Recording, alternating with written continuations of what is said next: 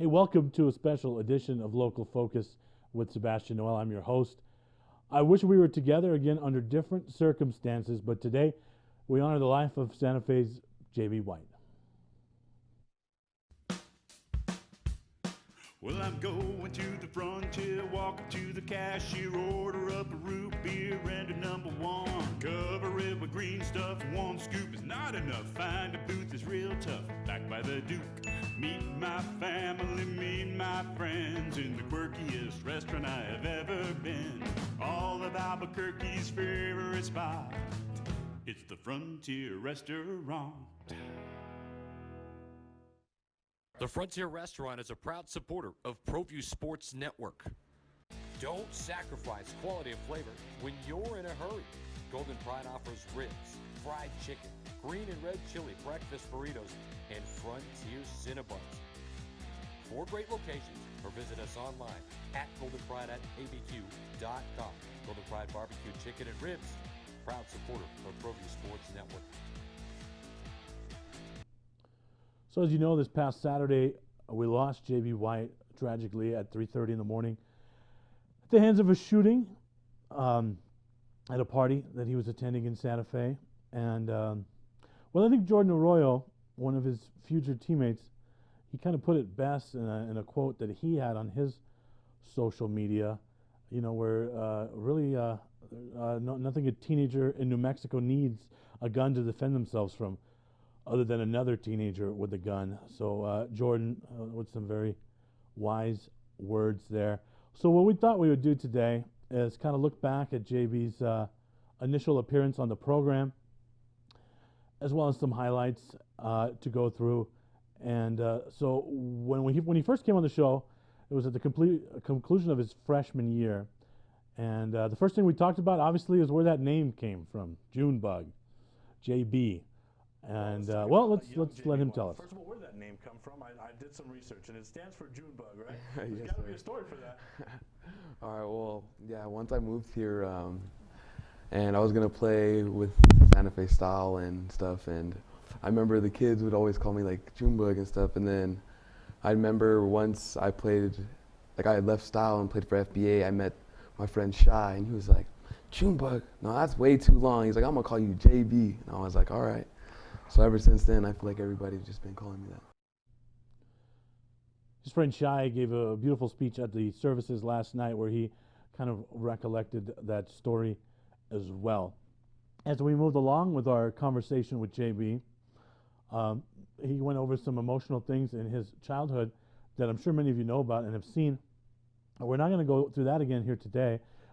We encourage you to look at the original episode if you'd like to get the full background story.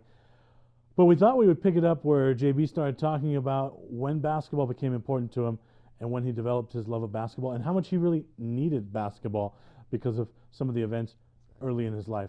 Let's take a look at that. Different and like, I don't know, I feel like I just matured more and I just needed basketball in my life or like something just to like make me happy. So when a life-altering event like that takes place, do you almost have to mature quicker? Because that's something that not a lot of guys have to process, and obviously you realized right away you needed something like basketball in your life. So does something like that really make you mature quicker? Yeah, I feel like so, because I don't know, like after seeing that happen and stuff, it just like everything's so much different. Like you just see kids like so happy and like, I don't know. Like, how do you think that's helped you stay on the path to, obviously I know how much work you put in for basketball. How has that life-altering event kind of kept you on the straight and narrow and kept you so focused on hoops? my grandma, I feel like, because she does a lot for me and she like pays for a lot of stuff for me, and like, I don't know, I just want to see her happy, and I just want to make it so I just don't have to ever see her work again. Wow, that's some pretty powerful stuff. It's kind of, you know, when we first got to see how important JB's family was to him throughout his basketball journey. I can remember when that happened during the original interview. My director Josh and I, we were pretty floored. We you know, we didn't know in what detail that he would go into, and just to see that kind of kind of raw emotion there. That I know that's when I became an even bigger JB's when you saw that, and I know that that clip got some I guess airtime, you could say, this week. I know Jeff Grammer mentioned it, but it kind of shows you just how much his family meant to JB, and how good of a heart and good of a just support system and everything he had in place there. But I remember that was a very, very powerful, emotional moment. JB moved kind of into his early development in basketball after that, and one of the most important figures in that early development was his FBA coach, Kevin Fry, who also gave a very touching speech last night at the services. JB talked about Coach Kevin and how important he was to his development. So let's talk about Coach Kevin Frey a little bit. How long have you been working with him, and what kind of hours have you put in since middle school? Put in since 8th grade, since now. Sure, yeah. Well, you've been working with him since fourth grade. Right. So what has he always required of you? I mean, what kind of if you're younger athletes that are watching, obviously there's more to basketball than just basketball practice at Santa Fe High, right? You don't get as good as you are by not putting in the work outside of practice hours. What kind of work are you putting in with him? Well, we do a bunch of different stuff. We'll do jump roping, we'll do hit 2-ball dribbling, and then we'll push out drills, form shooting, moves to the basket, working on your release and your pivot foot, small things. And even just hanging out with him after the workouts and stuff, because, it's more than basketball. He teaches me a lot. Coach Fry, in his comments last night, talked about not only JB, the basketball player, but how much of a better person JB made Kevin. He made him a better coach, a better man, a better husband. He even told a story how JB used to always thank his wife, Kevin's wife, for allowing Coach Fry so much time to work with JB. So he really he gave a real nice talk about just everything that went into making JB so special, aside from, of course, the basketball talent, all those other things. It was a really nice moment that Coach Fry shared with everybody. And this interview took place in 2018, which was at the end of his freshman year. JB was already dunking at that time, and we talked about some of those dunks on the show. What I want you to notice, not only obviously the great basketball skill, but just look at the way JB's face lights up when he's talking about some of these basketball moments. Let's take a look. I want to go through some of your freshman highlights, JB. Now, feel free to play commentator a little bit. You can be your own Kevin Harlan and Marv Albert. Take us through some of this. Oh, yeah. I seen him running down, and I knew I had to get there. There's a ton of chase down blocks in these highlights, right? Yes, sir. Oh, yeah. We're going off the pick and pop right there. They were lagging off of me. Full house at Santa Fe. That's once I started getting comfortable. I went to that game. I remember that game. Yes, but the defense is what really stood out in this huddle film. Yeah, I knew he was tall, and I don't know, for some reason I just wanted to get at it. And with Coach Cole, one thing I noticed about him is if you play defense, he's going to have you out on the floor, right? Yeah, of course. Because he loves that hard-nosed defense. There's another one, another chase down block here. Oh yeah, I was pretty sad that they called the goaltend right there. And I was at this game. You see me sitting at the scores table right there. Actually, I'm there. I had to watch you hit that three like a dagger right in front of me against my beloved Mustangs. Here's another one straight up. A pretty awesome freshman year, and then here's another chase down against El Dorado, and then here's some stuff against Atrisco. Take us through this. Was this the first round playoff game? Yeah, this is our first game. So we did this game, I believe. There's a nice move right there to finish up, to clean up some of the rebounding score. Oh yeah, I knew I had to box out there. This is a tough team in Atrisco, right? Yeah, Jordan's tough. I didn't want to get him any inside positioning or any post-up. You know what stood out about whenever you talk to JB about basketball is he always wanted to talk about his teammates and what the team was doing, especially at the time as a freshman. He was so focused on bringing a title to Santa Fe, and one of the things he talked about that he wanted to work on was being a better teammate after his freshman year. You know, he didn't want to talk about basketball development, individual development. He really wanted to talk about how he could bring his team closer together and tried to lead them to a title. Let's take a look at that. I'm working on honestly being a better teammate. I feel like because we have a bunch of new like seniors that were playing or juniors that were playing JV last year. So a lot of seniors that are going to be playing varsity this year. So I feel like I've been trying to be a better teammate and get to know them better because they've all raised up raised up together. So we're all close together. So I feel like once I become a better teammate and we get to get on good terms and stuff, we'll be out perfect. Because I feel like the game and me working hard and my work ethic and everything is there already. Because I'm there for lunch after school. I feel like we're there. But if we just get there as a team and we're on the same page as there, we'll. Coach Cole added some comments to that as well last evening. At the services, he told a story of how JB kind of helped build the culture, the basketball culture there.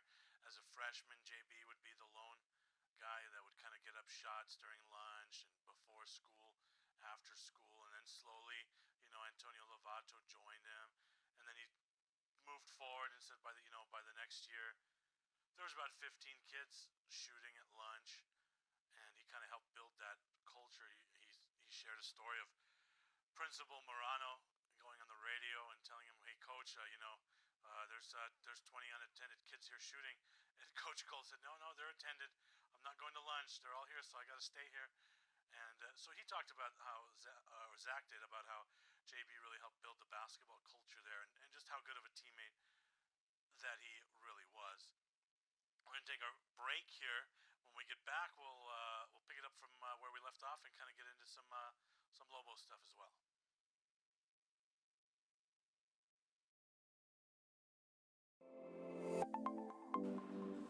Get into the game with Garden Swartz Team Sales. They have everything you need, from screen printing, embroidery, and digital printing services, high school letterman jackets, and all high school and club uniforms, and individual and team apparel with the most reliable brands like Speedline, Rollins, and Wilson. And don't forget to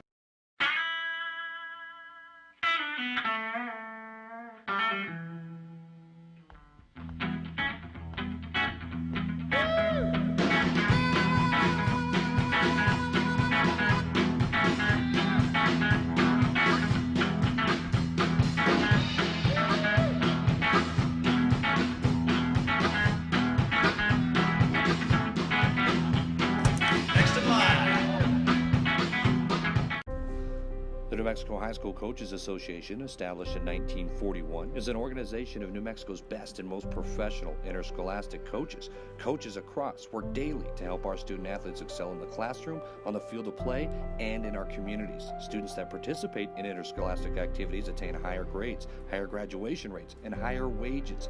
Responsible for the North-South All-Star Games, statewide Coaches Award Program, and providing multiple professional development opportunities for New Mexico's coaches. Be a great coach by coaching beyond the game.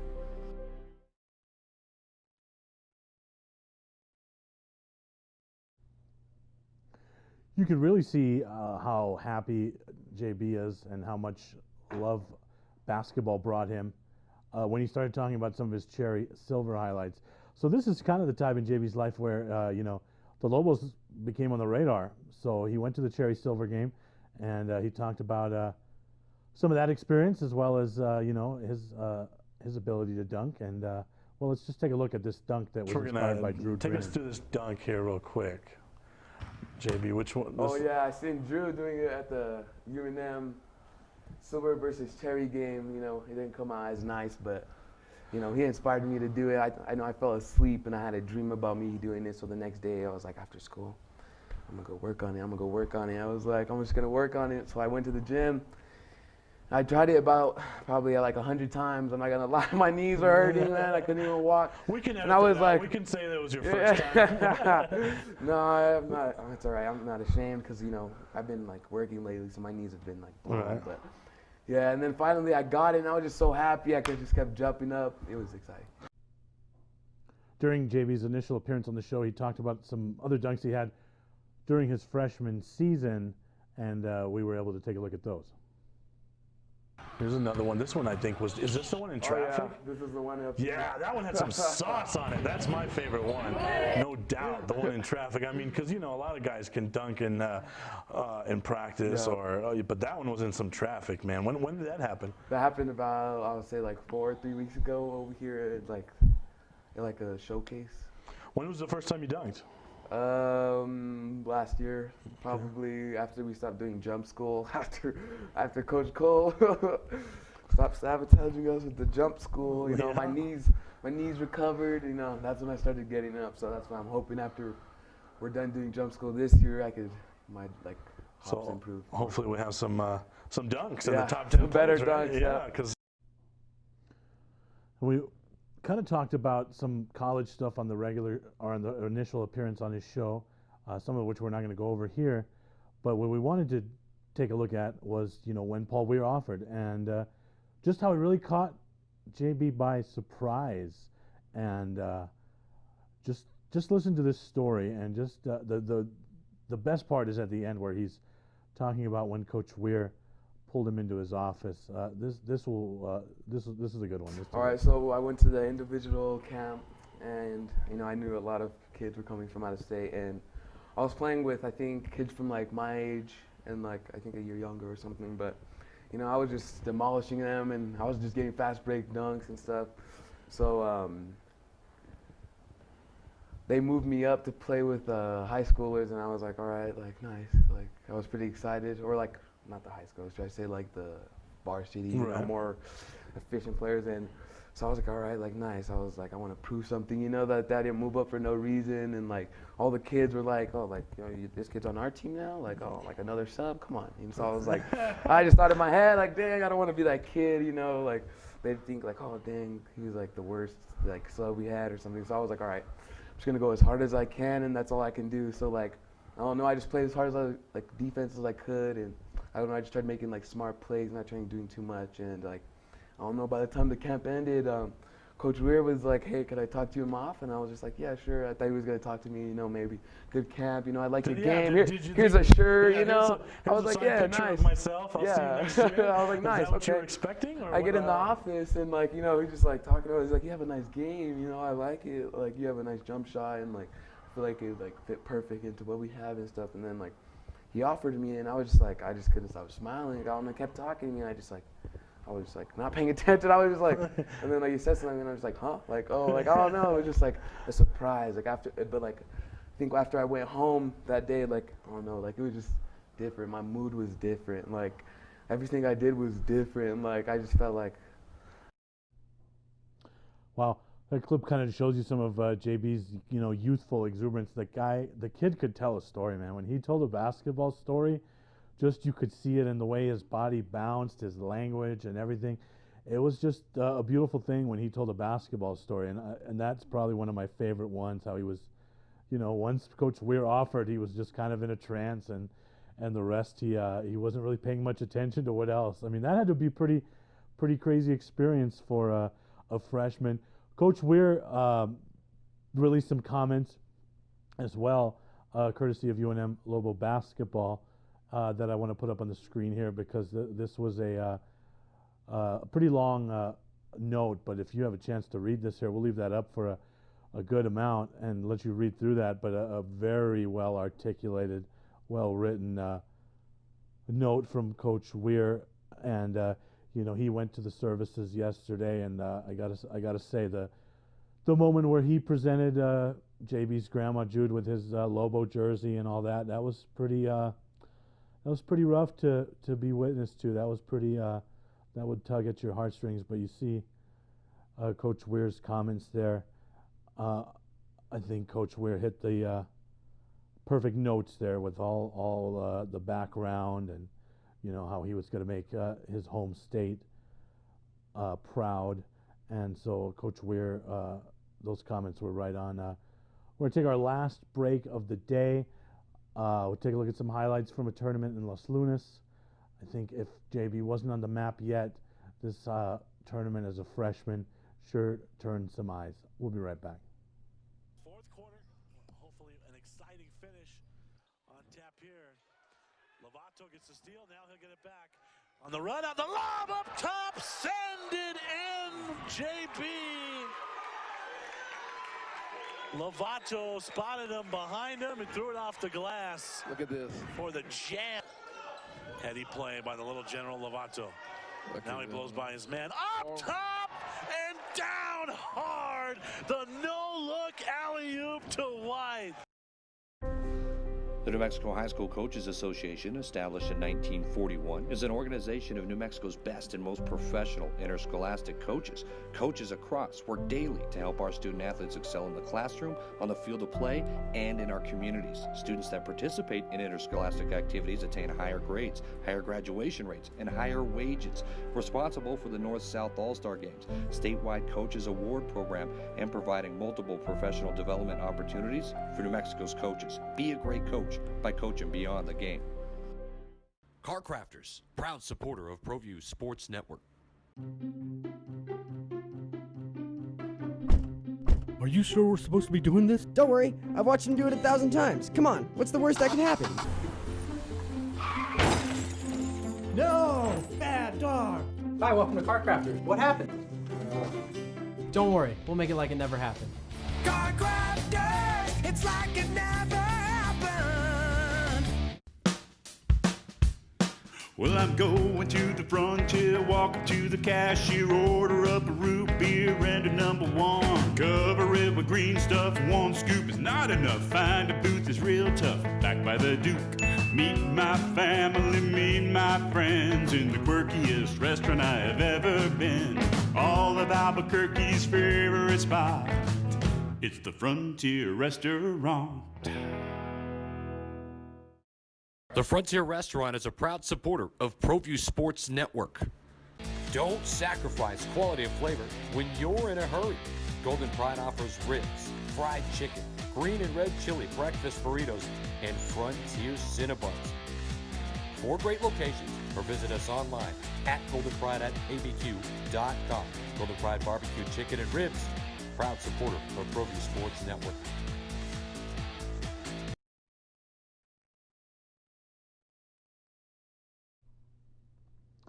One of the last things I wanted to talk to JB about during the time of his original appearance was his dreams about his future pit appearance. I mean, obviously, we could have never known that he was going to be robbed of future pit appearances. But he talked about his pit appearance dreams in that appearance. And actually, he wasn't fast forwarding ahead to his pit appearance as a Lobo. He was talking about it as a Demon. Let's take a look. What did you think of the overall, the pit experience? I mean, you went to sleep that night. Did you see yourself wearing the Lobo jersey? I seen myself in there in the Santa Fe High jersey this year, winning state. Hopefully, that's what I see myself in. That would be a nice first first step there at the pit. Now, wow, that's hard to say, or hard to think that he's not going to get those pit experiences. I kind of wrestled with whether I would want to close the show with some editorial comments or not, and I decided I would. So these comments are my own. They're not that of Proview Networks. And if you disagree with them, or maybe think they're a little too Pollyanna, if you will, then I would suggest maybe you do some reflection and that you're part of a larger problem in New Mexico, which I'll get to in a moment here in these comments. But one thing that became pretty apparent during the candlelight vigil and during the services of all the stories being told is that, JB lived a life of love. He was about love. He wasn't afraid to tell people that he loved them. He wasn't afraid of all that positivity. His principal, Carl Morano, gave a really great talk about JB the kid. And that's what he was a kid. He talked about how JB would at times be in his office and he didn't understand why people weren't embracing him. He didn't understand why people weren't loving him as much as he loved everybody. And Principal Morano talked about, his trips to some elementary schools and how JB didn't really know what to say and didn't really talk about himself and didn't self-promote or anything like that. But the most important thing Carl mentioned, or Principal Morano mentioned during his speech, is that JB just said, "I love you" a lot. He let everyone in his life know that he loved him. And so I spent a long portion of last year kind of defending JB, which is weird, you know, whether it be to colleagues or some officials, random fans, or just adults. You know, they only saw that little bit of cockiness on the court. They only saw those technicals. They saw him rock the baby after a dunk, and they were quick to judge. But you know, as Coach Cole pointed out, he was a pretty good teammate, and his speech kind of how he helped build the team.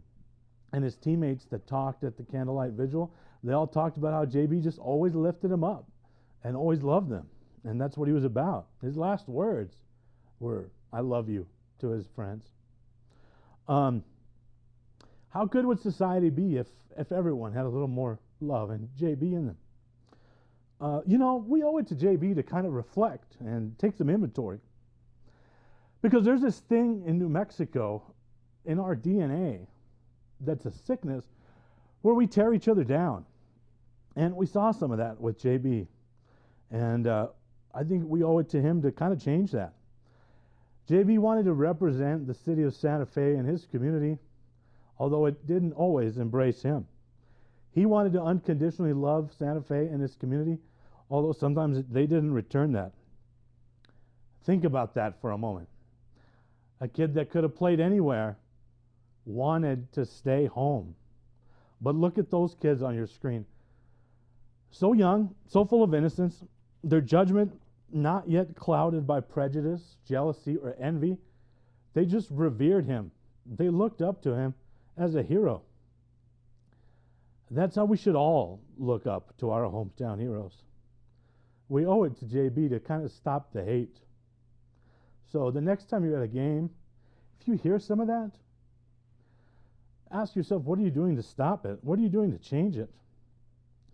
Because that was the overwhelming arc of his services and the candlelight vigil was love. JB loved life and he loved other people. So to his family, Bianca, Chantel, Noah, and Jude, thanks for sharing JB with us. Good night, everybody.